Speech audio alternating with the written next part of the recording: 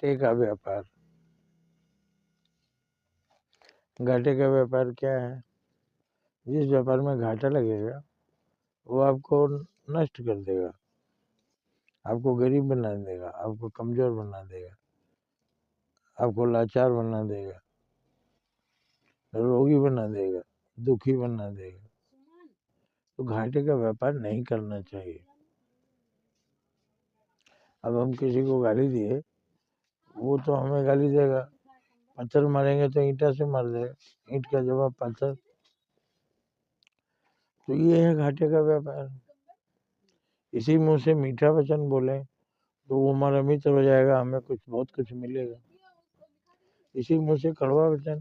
तो व्यापार केवल सामान का व्यापार नहीं होता है, हमारे जीवन में हर चीज का व्यापार है।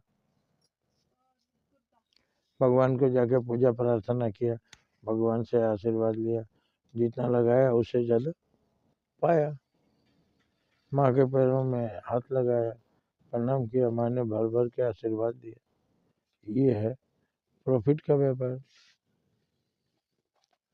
तो घाटे का व्यापार ये होता है। अब खेत में मेहनत किए,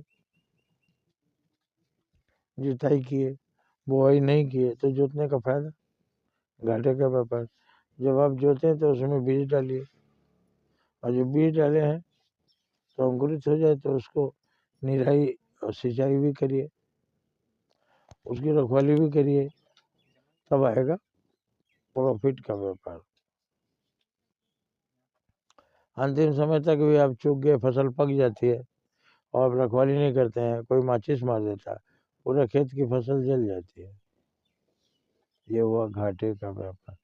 तो जीवन में अब यहाँ जीवन भर हम आके माया में फंसे रहे, और वहां गए तो भगवान ने पूछा, धर्मराज ने पूछा क्या कमाया, तो सारा लॉस ही लॉस दिखाई दे रहा है। जिंदगी बेकार हो गई, फालतू चीज में लगे रहे, जो कमाया वो यहाँ आया नहीं, वहीं रह गया। ये भी घाटे का व्यापार।